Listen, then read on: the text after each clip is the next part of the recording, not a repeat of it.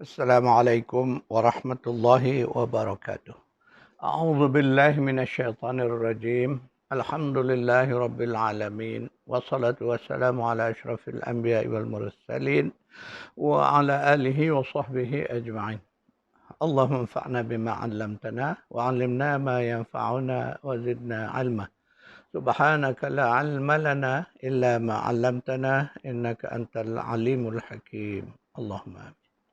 Alhamdulillah, syukurillah. Kita masih diberi kesempatan untuk bersama-sama bagi mentadabur surah Al-Mulk, surah 67 berdasarkan kepada buku Kerajaan Allah. Tuan-tuan dan puan yang memiliki buku, kuliah kita berada pada halaman 228. Kita masih mentadabur ayat 23 di mana Allah mengatakan a'udzubillahi minasyaitonirrajim. Qul huwallazi ansha'akum wa ja'ala lakumus sam'a wal absara wal af'idah qalilan ma tashkurun. Katakanlah, dialah Allah yang telah mencipta kamu, menjadikan bagi kamu pendengaran, penglihatan dan juga afidah, hati. Sayangnya sedikit sekali di kalangan kamu yang bersyukur. Dalam kuliah lalu saya telah menceritakan tentang fakta yang nak disampaikan oleh ayat 23 ni, iaitulah tentang penciptaan pendengaran, penglihatan dan juga hati. Jadi saya mungkin akan panjang sedikit menghurai, mentadabur ayat ini kerana saya nak bawa inilah apa yang sering saya sebutkan bahawa Al-Quran itu mengandungi dua jenis ayat. Satu ayat bertulis, itulah ayat Quran yang kita baca. Satu lagi di dalamnya Allah menyebut tentang ayat-ayatnya juga. Tetapi ini ayat-ayat disebut ayatul kauniyah. Ayat yang tidak tertulis, yang ada di sekeliling kita. Itulah seluruh alam ciptaan Allah ini. Itulah ayat. Itu ayat yang jauh lebih besar, tuan-tuan dan puan. Allah suruh kita baca. Tapi ramai kalangan kita, mungkin kerana tak faham, maka kita tak peduli. Ya, kita tak, tak teringin nak membaca ayat-ayat ini. Jadi sebab itu dalam ketika mentadabur ayat 23 ini, insya-Allah saya nak menyentuh kajian-kajian yang dibuat terhadap proses pendengaran, penglihatan dan juga hati ini dengan tujuan itulah cara kita membaca ayat-ayat kauniyah, ayat-ayat yang tidak tertulis, ya. Tuan-tuan kena faham dan faham apa yang saya maksudkan ini, bahawa Al-Quran itu mengandungi dua jenis ayat. Jadi bila Allah menyebut ayat di dalam Al-Quran, adakala ia bermaksud ayat Al-Quran itu sendiri. Dan di kala yang lain, ia merujuk kepada seluruh alam ciptaan Allah ini, termasuklah diri manusia ini, juga ayat-ayat Allah. Ketika ia disebut sebagai ayat, maknanya Allah hendak kita membacanya. Di sinilah kita kena faham bahawa membaca ayat tak bertulis tentulah tidak sama dengan membaca ayat bertulis. Kerana ayat bertulis dia ada perkataan, ya, ada kalimah yang terus kita boleh baca. Tetapi ayat yang tak bertulis, bagaimana kita membacanya? Maka Allah kata, kita membacanya mestilah dengan cara yatafakkaru, berfikir, memerhati, buat kajian, buat research, sehinggalah kita faham proses ataupun kenal alam ini. Itulah apa yang kita lakukan di bidang sains. Jadi sains itu adalah usaha membaca ayat-ayat kauniyah. Jadi tuan-tuan dan puan, kita melihat balik kesinambungan, sambungan daripada apa yang saya sampai pada kuliah yang lalu berkaitan dengan hakikat ciptaan manusia, iaitulah Allah mencipta pendengaran, penglihatan dan hati.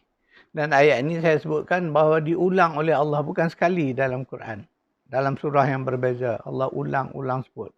Dalam surah Isra ada, dalam surah An-Nahlu ada, ya. Kemudian dalam surah Sajadah pun ada. Banyak kali diulang sebut, ya, tentang apa ayat-ayat yang ni. Iaitu dalam surah Sajadah kita selalu baca Bagi orang yang selalu berjamaah subuh di Masjid Surau, biasanya imam akan membaca surah Sajadah pada subuh Jumaat. Saya akan baca ayatnya. A'udzubillahi minasyaitonirrajim. Wa ja'ala lakumus sam'a wal absara wal af'idah qalilan ma tashkurun. Surah Sajadah, surah 32 ayat 9. Jadi bunyi ayat ni hampir sama dengan ayat yang sedang kita tadabbur, iaitu ayat 23 daripada surah Al-Mulk. Jadi Allah kata, dia telah menjadikan bagi kamu pendengaran, penglihatan dan hati.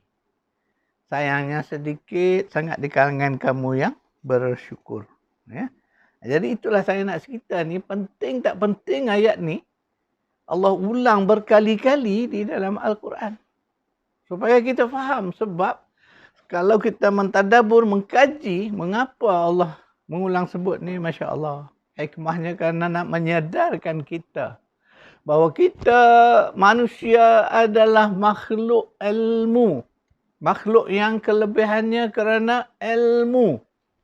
Jadi kalau kita faham itu, tuan-tuan dan puan, insya-Allah kita ni akan jadi orang yang rajin, orang yang berminat, suka kepada ilmu.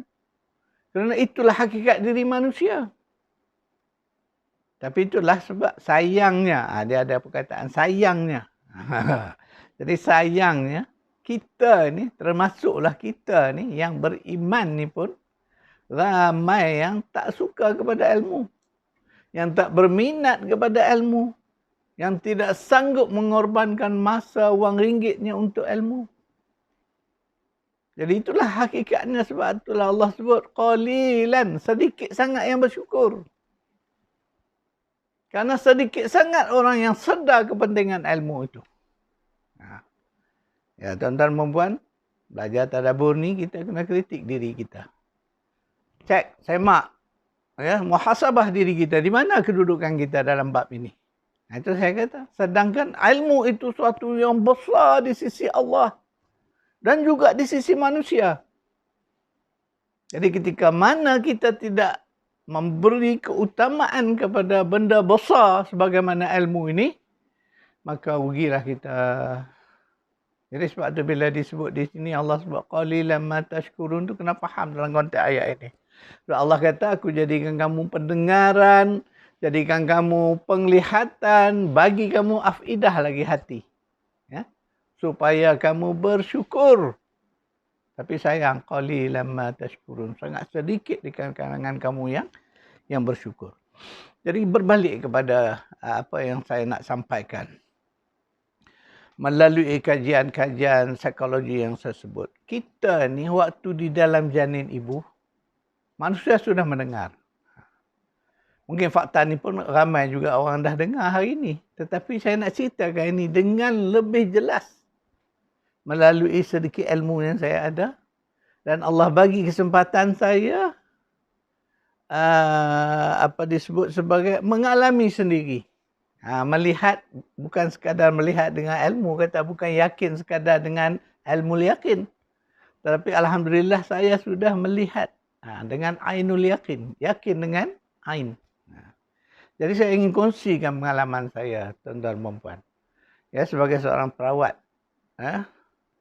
Ahli psikoterapi yang menggunakan pendekatan hipnoterapi. Sebab apa, dalam bidang terapi kejiwaan ini atau psikoterapi ini banyak teknik, banyak kaedah. Jadi salah satu kaedah ialah hipnoterapi. Itulah yang saya amalkan, ya. Yang saya praktikkan untuk merawat masalah jiwa. Jadi saya nak cerita ni berdasarkan sedikit ilmu yang saya ada, berdasarkan pengalaman yang saya ada. Jadi ini satu yang mungkin jarang dapat kita dengar. Ya. Jadi saya nak kongsikan. Tuan-tuan dan puan ambil perhatian, fokus. Rupa-rupanya Allah jadikan janin di dalam rahim ibu itu sudah mendengar. Ya. Jadi hasil pendengaran itu dirakam dalam apa yang disebut sebagai peti memori atau peti ingatan manusia ni. Dia ada ni kita.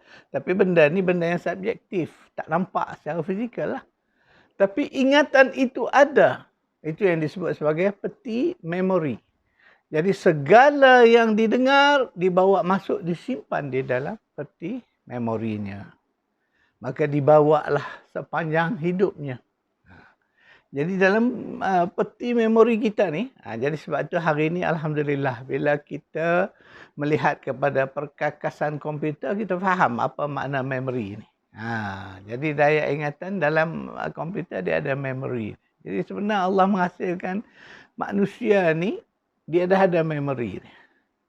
Jadi dia ada kaitanlah dengan afidah nanti, ya, yang kita nak sebutkan. Apa yang terjadi? Segala yang didengar oleh si janin tadi, jadi dia mendengar ataupun kesan daripada emosi, perbuatan, tingkah laku ibunya masuk ke dalam pendengaran dia. Jadi sebab itulah sering kita diingatkan waktu kita mengandung, waktu kita di dalam dalam proses mengandung tadi, si ibu perlu menjaga emosinya, perlu menjaga kata-katanya, perlu menjaga tingkah lakunya. Kerana semua ini akan masuk ke dalam peti memori si janin. Inilah yang selalu, dan fakta ini kita jangan dengar, sebab tu orang tak kisah. Orang tak akan beri tumpuan. Sepatutnya bagi ibu-ibu yang sedar, yang faham ini, sejak dia dipastikan oleh doktor di klinik bahawa dia telah pun hamil, maka bermulalah saat dia kena jaga diri dia. Jaga emosi dia yang paling penting. Jaga hati dia. Jaga tingkah laku, kata-kata. Itu perlu dijaga. Kerana apa? Dia akan berkesan terus ke dalam peti memori janin dia. Ingat tuan-tuan dan puan, walaupun kita benda ni benda subjektif yang tak dapat dilihat, tetapi dapat dibuktikan. Bagaimana kita kata ada bukti? Jadi saya bagi contoh ni pengalaman yang saya sendiri lalui semasa proses kita melakukan terapi. Ya. Jadi dalam kaedah terapi yang saya jalani, kita melakukan satu proses. Dalam proses rawatan ni banyak kaedah-kaedah dia, cara-cara dia, teknik-teknik yang kita guna banyak. Satu daripadanya disebut sebagai teknik regresi.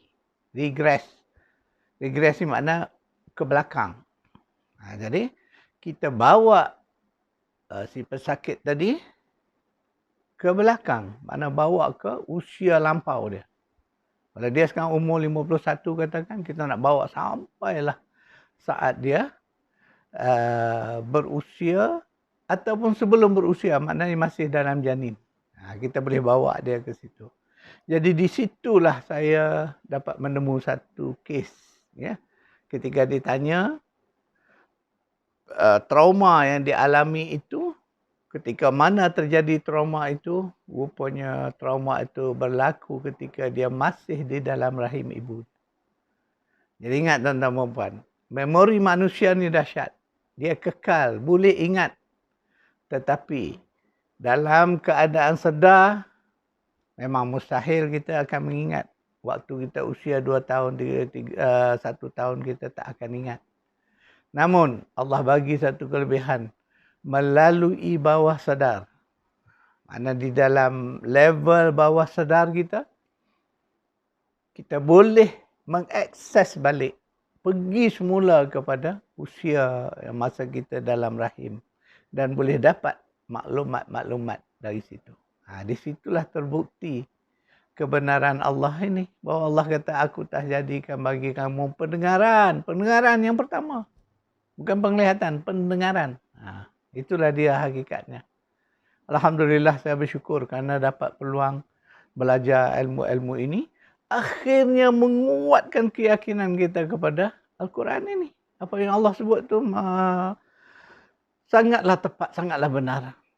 Sebab itu dikata pendengaran itu telah bermula sejak kita berada di dalam rahim ibu.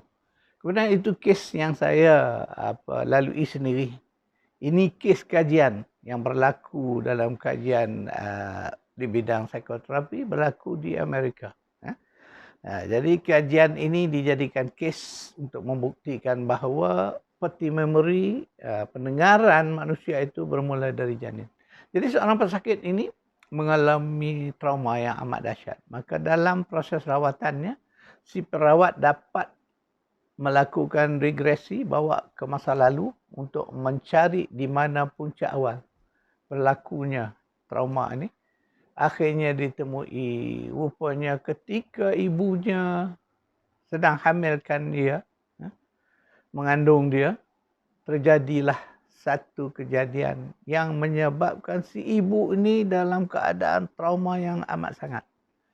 Jadi si ibu ni seorang yang bekerja sebagai cashier di pasaraya. Jadi apa yang terjadi? Berlaku kejadian rompakan yang menyebabkan si ibu mengalami trauma. Jadi kesan trauma itu masuk ke memori anak tadi. Lihat, tuan-tuan dan puan-puan, saya sebab itulah melalui kajian psikoterapi ini, Masya Allah, kita menemui banyak fakta ilmu yang menjelaskan. Sebab Al-Quran ni dia bagi satu ayat, dia tak jelas kan cerita detail. Itu kena cari. Sebab tu Allah suruh kita baca ayat-ayat dia tu. Allah bagi panduan dah. Kunci dah Allah bagi. Allah kata, aku jadikan bagi kamu pendengaran, penglihatan, hati. Kajilah ni. Ini 3 ayat besar ni. Jadi sebab tu bila mengkaji benda-benda ni, di situlah baru kita menemui, Masya Allah, spiritual manusia ni, Masya Allah, sangatlah luas. Itulah ceritanya tuan-tuan dan puan. Yang saya nak sebut tadi, Allah jadikan pendengaran itu lebih awal. Jadi pendengaran itu, dari pendengaran itulah si janin menangkap segala maklumat masuk ke dalam peti memori. Kemudian dibawa ke, bila dia lahir ke dunia, dibawa sehingga ke usia dewasa, sehingga mati. Ingat tuan-tuan dan puan. Sebab itu dalam pengalaman kami, ahli terapi jiwa ini, kita mengkaji ni, nak mencari punca kepada simptom atau gejala sakit jiwa tadi. Di situlah kita menemui benda-benda ni. Dan kita orang yang beriman, Masya Allah, baru kita faham ayat ini. Baru kita nampak kebenaran ayat ini. Kalau tidak, kita sekadar baca, dengar fakta, tapi kita tak faham. Itulah kelebihan dia. Dan kelebihan kita mentadabur tadi juga, ya, tuan-tuan dan puan.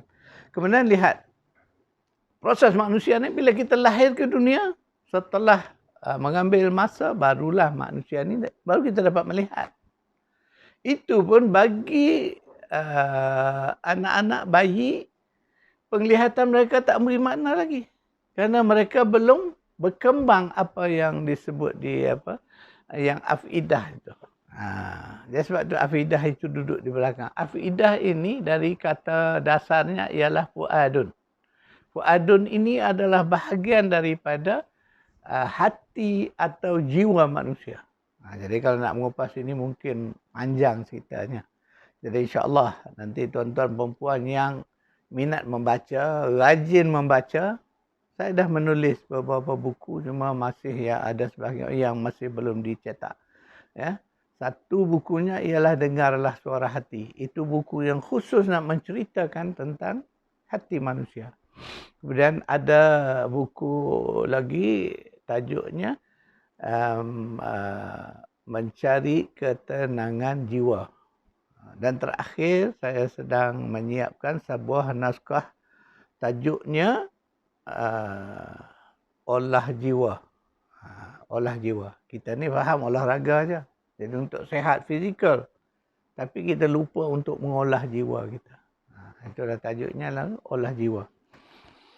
Jadi kupasan tentang aspek psikologi dan psikoterapi ini panjang ceritanya. InsyaAllah kita, kalau ada kesempatan nanti, kita akan buatkan seminar. Jadi sekadar itu kuliah kita hari ini.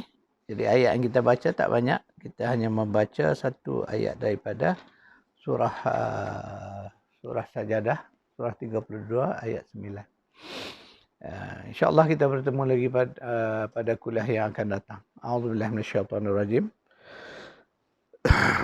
Allahumma rabbana atina fid dunya hasanah wa fil akhirati hasanah wa qina azabannar. Sallallahu ala Muhammad wa ala ali Muhammad. Walhamdulillahi rabbil alamin.